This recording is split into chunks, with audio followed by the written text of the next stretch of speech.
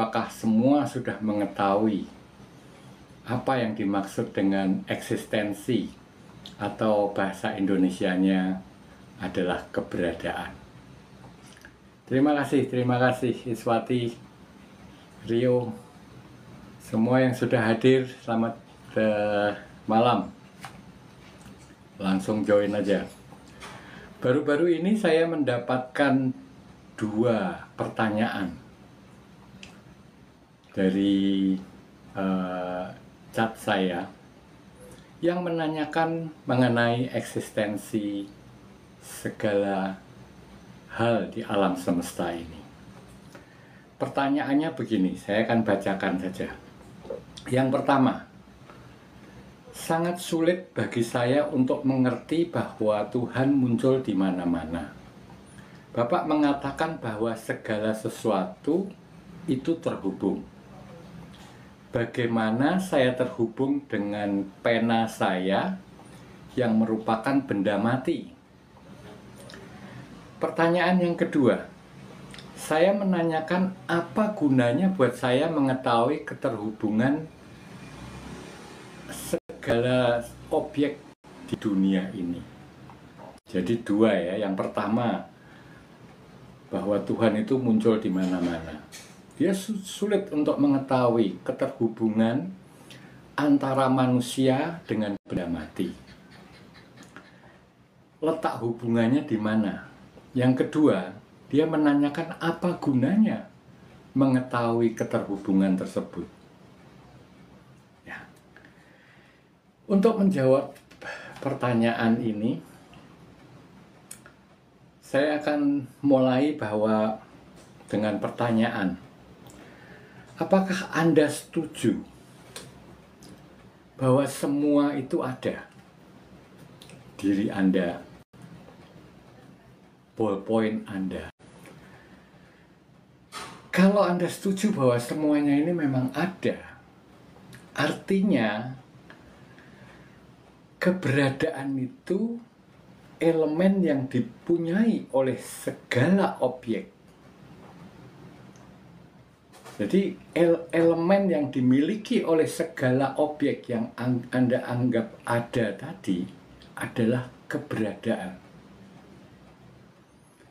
Dan keberadaan itu tidak terbatas untuk beberapa objek, melainkan semua objek. Sehingga keberadaan ini tidak terbatas. Ya, saya ulangi.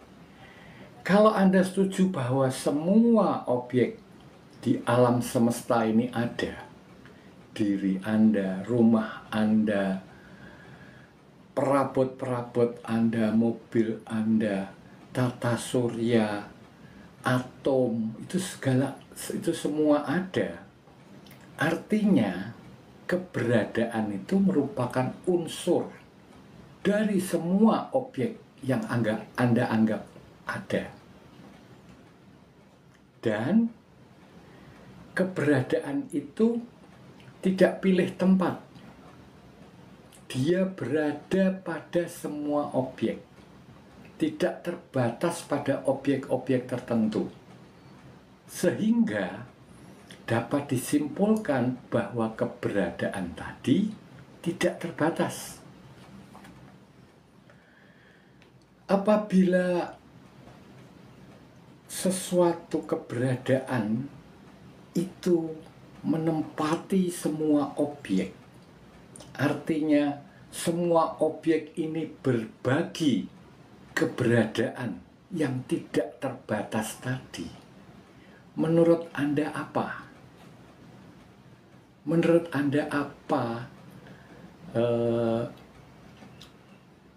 keberadaan tadi? Anda dapat menyimpulkan sendiri bahwa sesuatu yang ada tidak terbatas pada hal-hal tertentu atau objek-objek tertentu, tetapi di semua objek.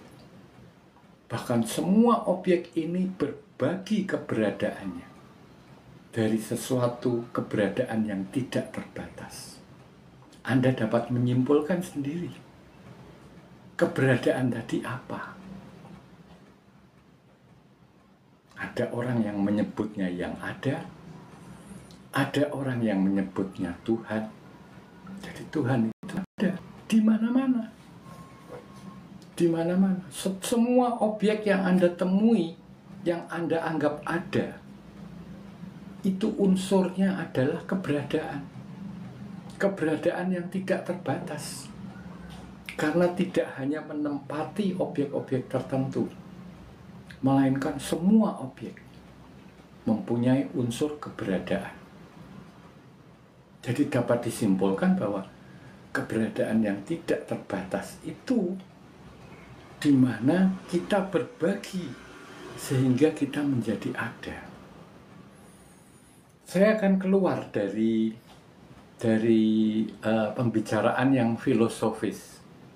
Saya akan mencoba menggunakan cara pembuktian yang lebih praktikal, yang lebih praktis atau dengan cara mengalami. Kita melihat fakta dari pengalaman kita mengenai keberadaan. Apakah Anda setuju bahwa esensi keberadaan Anda, esensi diri Anda adalah keberadaan? Jadi kalau Anda merasakan diri Anda, apakah Anda akan merasakan bahwa diri Anda ada? Jadi ini adalah esensi Anda, keberadaan itu. Sekarang saya akan menanyakan kepada Anda. Ayo kita sama-sama kita cek. Kita sama-sama memperhatikan ke dalam. Setelah kita merasakan, kita menanyakan, apakah aku ini? Kemudian muncul rasa aku ada. Sekarang coba ceritakan kepada saya apa yang Anda ketahui tentang keberadaan Anda. Ayo kita lihat sama-sama. Nanti setelah Anda melihat sesuatu, tulis di kolom komentar. Kita akan melihat. Ayo kita sama-sama kita lihat ke dalam. Apakah aku ini yang muncul rasa aku ada. Nah dari rasa aku ada tadi kita lihat. Apa sih aku ini? Ayo kita lihat sama-sama. Setelah ini, tolong tulis di kolom komentar. Siapa saja yang sudah mendapatkan jawabannya, jangan ragu-ragu, tulis di kolom komentar. Nggak apa-apa, nggak ada salah, nggak ada betul. Karena di sini kita mencoba melihat apa yang kita ketahui tentang diri kita. Ya, kita lihat faktanya bahwa aku ini ada. Kemudian kita tanyakan, apakah kita pernah tidak ada?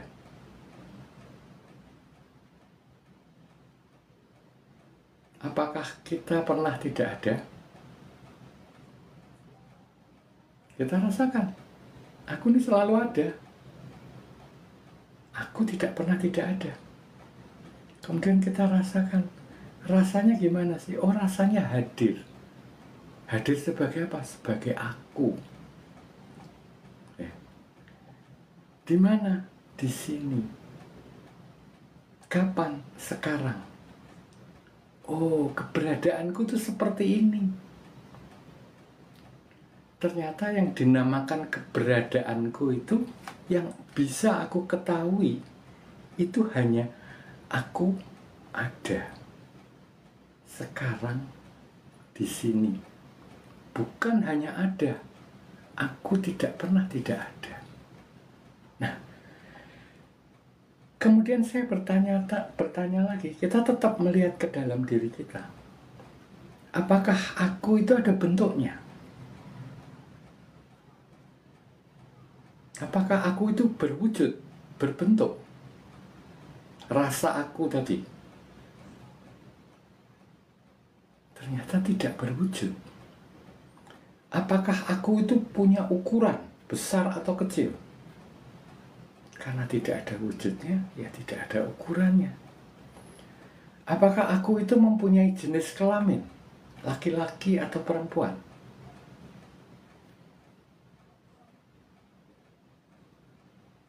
Apakah aku itu mempunyai jenis kelamin? Apakah aku laki-laki atau aku perempuan? Oh, ternyata ini hanya rasa. Rasa itu tidak mempunyai gender. Apakah aku mempunyai usia tertentu?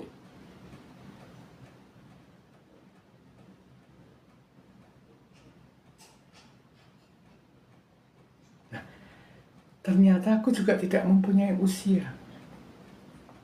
Dari kita mengamati aku, menyadari rasa aku, kita dapat menjawab pertanyaan-pertanyaan tadi secara spesifik.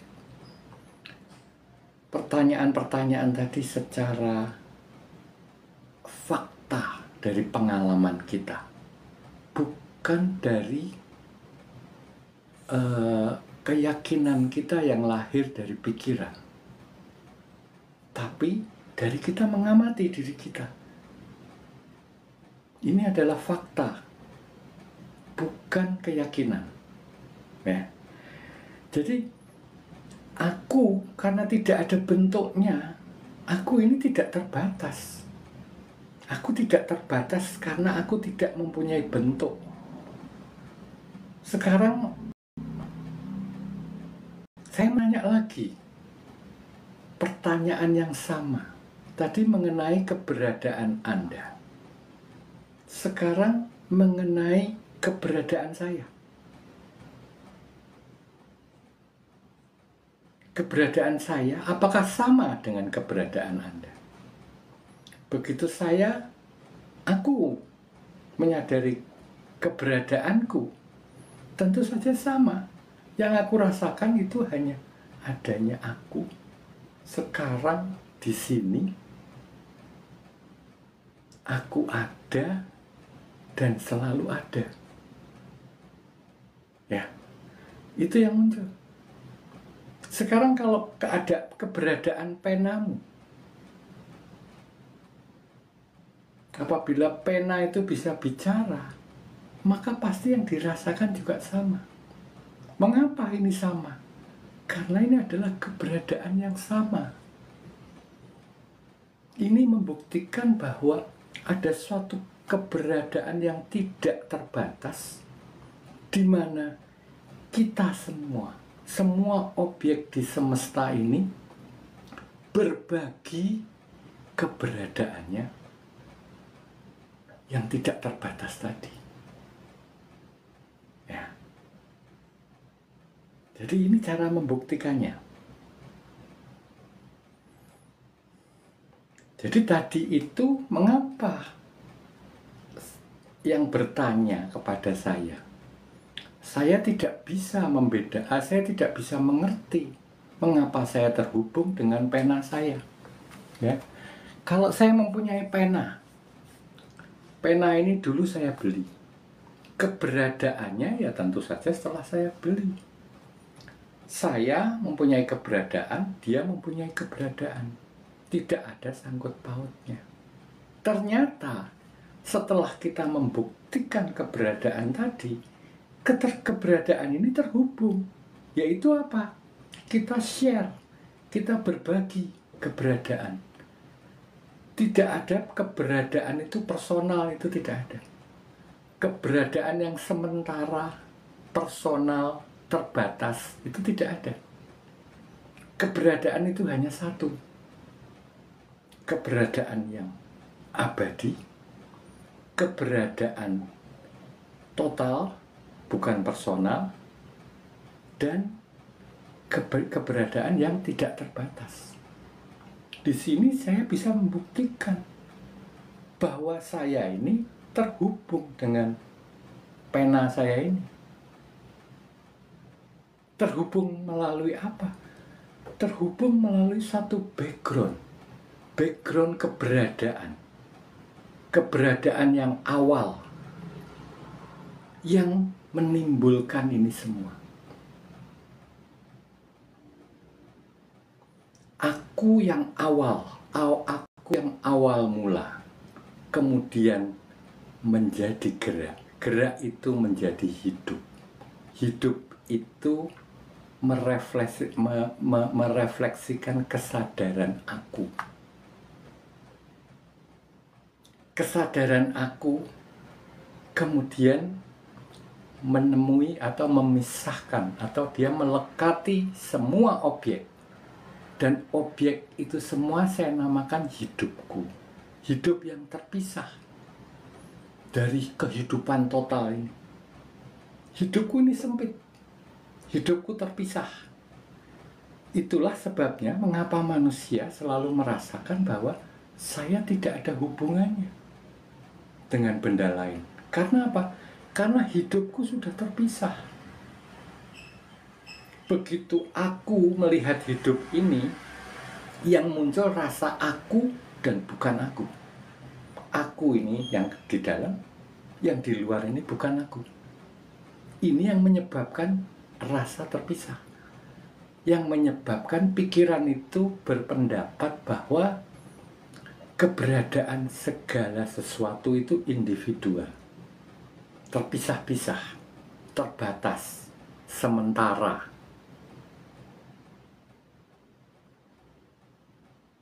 Setelah tubuh saya rusak, apakah keberadaan itu tetap ada? Ada. Pena saya ini hilang, apakah keberadaan itu tetap ada? Ada. Karena keberadaan itu adalah background, adalah dasar dari segala sesuatu timbul, bukan tergantung bendanya. Bendanya bisa bermacam-macam di semesta ini, tapi keberadaan dan keadaan itu yang menyebabkan segala sesuatunya ini seolah-olah ada. Segala sesuatu ini hanya meminjam keberadaan dari yang maha ada, sehingga segala sesuatu ini menjadi ada. Nah, itu keberadaan. Jadi pertanyaan tadi mengungkapkan bahwa seseorang itu hanya meyakini bahwa segala sesuatu itu terpisah, segala sesuatu sementara, segala sesuatu itu tidak total. Tapi dengan mengalami keberadaan itu sendiri, kita bisa menjawab bahwa pengertian diri ini, keberadaan segala sesuatu ini, itu tidak ada hubungannya.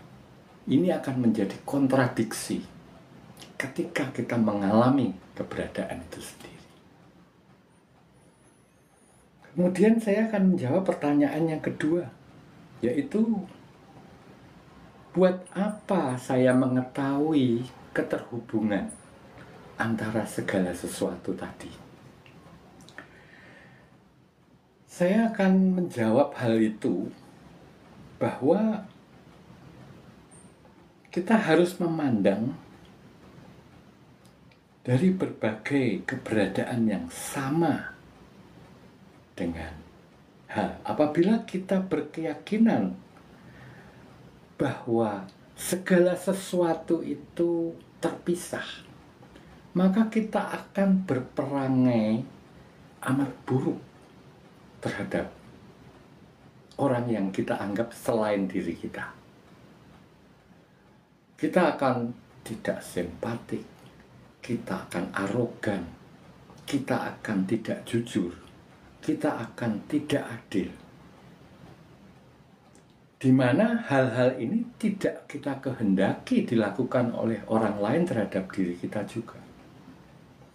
Apabila semua orang atau beberapa orang berkelompok dengan pikiran yang sama bahwa kita ini tidak terkait, maka pasti akan terjadi pergeseran-pergeseran, perbedaan pendapat, perselisihan lebih besar di suatu negara apabila semua masyarakatnya berpikiran bahwa kita ini adalah pribadi yang terpisah, bahwa segala hal ini mempunyai eksistensinya sendiri yang sementara, yang terpisah, yang tidak absolut, yang terbatas. Akhirnya apa? Terjadi perang. Begitu juga dengan alam. Apabila saya tidak merasa ada keterkaitan dengan pohon, tidak ada keterkaitan dengan tanah, maka sudah dapat dipastikan bahwa saya akan mengeksploitasi alam ini gila-gilaan. Akibatnya dunia ini jadi rusak. Jadi pengertian kita bahwa segala sesuatu ini terhubung, itu akan menjadi dasar yang kokoh untuk mendirikan suatu masyarakat yang beradab. Apabila kita mau membuat suatu masyarakat yang beradab, maka filosofi atau pengertian dari tiap-tiap individu di masyarakat itu bahwa kita semua ini sudah terhubung. Nah, hal ini berhubungan sekali dengan live kita yang sebelumnya. Bahwa kita ini sebagai ego, saya sudah terpisah. Saya memisahkan, saya menjadi hidupku. Dari hidup menjadi hidupku. Saya memisahkan diri. Oleh sebab itu, tujuan dari penciptaan manusia yaitu mengerti keberadaannya sendiri. Ini belum tercapai. Apa yang kita harus lakukan? Bahwa aku sebagai ego itu harus menyadari kembali bahwa aku ini sesuatu yang tidak terbatas. Aku ini merupakan keberadaan yang tidak terbatas. Dengan cara apa? Dengan cara direct knowing, dengan melihat secara langsung, membuktikan bahwa oh ternyata aku bukan diri-diri yang ini, tapi aku adalah sesuatu yang abadi, sesuatu yang utuh, bukan sesuatu yang terpisah. Dengan demikian ini selaras dengan apa yang kita alami di semesta ini, bahwa segala sesuatu ini terhubung, bukan hanya dengan makhluk hidup, tapi dengan benda-benda mati pun kita memiliki keberadaan yang sama. Segala sesuatu itu keberadaannya sama. Kita share, kita berbagi keberadaan milik yang maha ada tadi. Nah, dengan pengertian yang begini, maka orang tidak akan semena-mena. Orang tidak akan tidak jujur. Orang tidak akan tidak adil. Karena apa? Karena dia beranggapan bahwa aku ini, adaku itu sama dengan adamu. Saya akan bisa mencintai orang lain. Nah, begitu ego tadi menjadi aku yang bukan siapa-siapa. Ini sama. Bahwa aku yang bukan siapa-siapa tadi kesadarannya sudah menjadi kesadaran universal. Bahwa aku tidak berbeda. Atau yang orang Jawa bilang hono niro, hono ningsun. Adamu itu adalah adaku. Begitu juga sebaliknya. Nah, jadi ini perlu kita ketahui sehingga kita makin lama kita makin berkembang. Bahwa pengertian mengenai diri ini akan membawa kebaikan. Bukan hanya kepada diri kita pribadi, tapi bagi masyarakat, bagi bangsa, dan bagi dunia ini.